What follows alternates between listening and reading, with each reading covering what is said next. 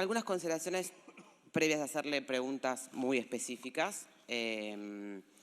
Una tiene que ver con lo que planteaba el senador Najdenov, que usted planteó la urgencia, ¿no? De que estamos a minutos, similar a lo que nos pasó con el Fondo Monetario Internacional.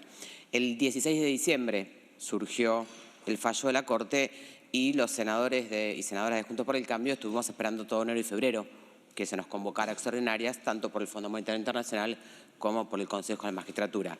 Con lo cual, si llegamos a este tiempo, esta consideración hay que tenerla, que hoy estamos a mediados de marzo, pero el 16 de diciembre podríamos haber empezado a trabajar en esto.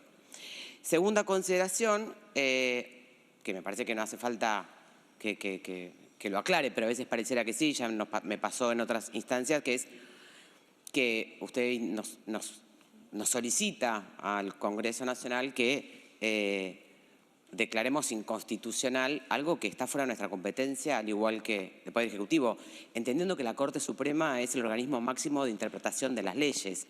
No es un organismo cualquiera, es lo que tiene como facultad, es específicamente su intérprete final por excelencia, y no es el Congreso Nacional el que define si una ley es constitucional o no, sino que es una competencia de la Corte Suprema. Tercera consideración, usted hace mención en los redactores del 94 con algunas consideraciones. En esa instancia tampoco se hizo mención alguna a las cuestiones de género, que hoy compartimos, con lo cual también hay un proceso evolutivo de un montón de cuestiones del 94 a la fecha que tampoco se hacía mención a la cuestión de paridad de género y hoy celebramos y ninguna de las fuerzas políticas creemos que eso está mal. Después una lectura que yo hago simple, perdónenme, estudié ciencia política, no derecho, pero digo, en el artículo 114 dice el Consejo de la Magistratura, bla, bla, bla, estará representado por los órganos políticos resultantes de la elección popular, de los jueces de todas las instancias y de los abogados de matrícula. Jueces de todas las instancias, entiendo yo, tercera instancia es Corte Suprema. Reflexión, consideración específica.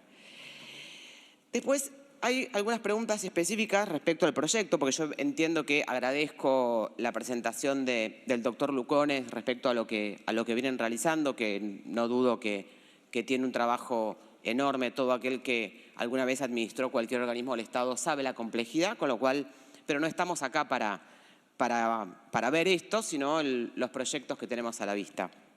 Entonces, usted hablaba, por ejemplo, específicamente de la democratización. Hay dos palabras que usó mucho, que fue el tema de la democratización y de la pluralidad. Entonces, por ejemplo, en el artículo 13, hablando de la democratización, seguimos sin ponerle un peso a la entrevista personal. Es decir, podemos tener una terna, 9, 8, 10 candidatos y candidatas con excelentes credenciales académicas, con excelentes antecedentes, pero que en la entrevista personal pueden quedar últimos. A mí, democratización, eso me suena a discrecionalidad absoluta, ¿no? Porque es una cuestión de que aparte tampoco sabemos qué le van a preguntar o está establecido qué método. Preguntamos sobre legislación, preguntamos sobre institucionalidad, preguntamos sobre la guerra. No hay ningún criterio, lo cual da una enorme discrecionalidad. ¿Qué opinión a usted le merece que no haya un porcentaje determinado al que tenga un peso real en cualquier postulación que tenga que ver con que la entrevista personal es importante? Estoy de acuerdo, sí, pero determinante, es a ojo, a criterio de los que deciden. Después habla usted de la paridad de género, es cierto, con alguna característica que yo creo que no termina de ser correcta, si hablamos de paridad de género, que es en aquellas instancias, tanto como en las comisiones dentro del Consejo, como en el jurado de enjuiciamiento, que tienen que ser número impar, dice claramente que debe haber al menos una mujer. Es decir, que se privilegia el varón por sobre la mujer. Yo, entendiendo que es impar, con lo cual no puede partir una persona a la mitad, una redacción que hablara de paridad de género en la justicia debería decir que en un periodo prevalece al menos una mujer y en otro periodo prevalece un varón. Si queremos hablar de paridad de género y queremos hacer una bandera de eso, que es una lucha, le recuerdo, la ganamos todas las mujeres de todos los partidos políticos a lo largo de la historia. No solamente de un partido político. Segundo, en cuanto a la cuestión, de nuevo, de la democracia y de no hacerlo corporativo, no entiendo por qué seguimos sin dejar fuera las universidades, dejamos fuera las universidades privadas, ¿no? Con que están dentro de la CONEAU, ¿no? Una universidad privada, entendiendo que, sumo esto, que los representantes de la academia, de las universidades, siguen siendo los decanos.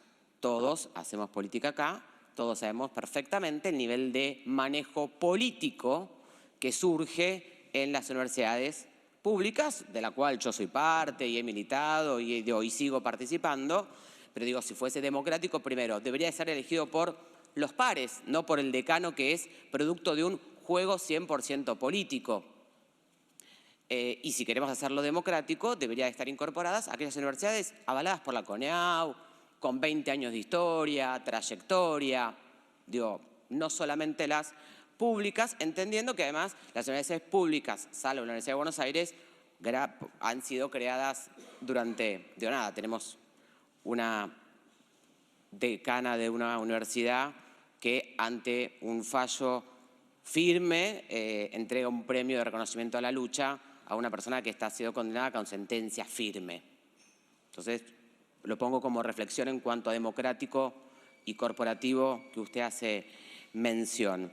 Y después hay dos últimas cuestiones que me parecen relevantes y es ¿por qué en el proceso de selección el Senado no es parte?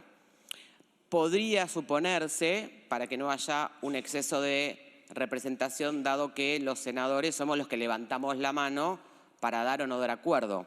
Pero el Poder Ejecutivo, que sí es miembro del Consejo de la Magistratura, sí es miembro del Consejo de Selección y es en definitiva el que decide mandar la terna, con lo cual el Poder Ejecutivo Nacional sí puede estar en el de selección, que es el que finalmente envía al Senado, que solamente lo que hacemos es levantar la mano si acuerdo sí o acuerdo no.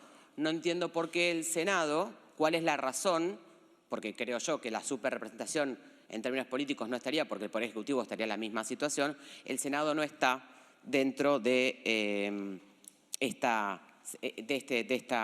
comisión. Y por último, hablando de esto que planteaba el doctor Lugones, de la importancia de que la gente nos pide justicia, en el artículo 7, apartado 15, seguimos sin ponerle un plazo a poder definir procesos de remoción de un juez o no. Sigue estando 3 años. Yo lo voy a hacer como claro y sin ninguna cuestión ni de Comodoro Pi, ni de nada. Juez de familia, que tarda 3, 4, 5 años en determinar si un chico va a situación de adoptabilidad o no. Es decir, le está jugando la vida. Tenemos un Código Civil que claramente ha sido modificado y ha sido modificado en ocasión del gobierno hoy nacional, que establece en ese apartado cuestiones muy claras y innovadoras.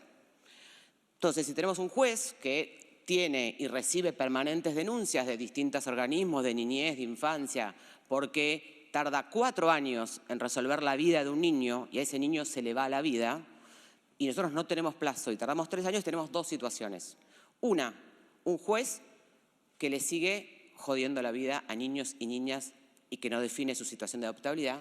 Y 2, tenemos un juez sujeto a la permanente extorsión política de cualquiera a que, ojo, si no haces esto, te termina pasando que sube tu carpeta. No puede tener 3 años esta definición. Si queremos una justicia eficiente, democrática, rápida, 3 años.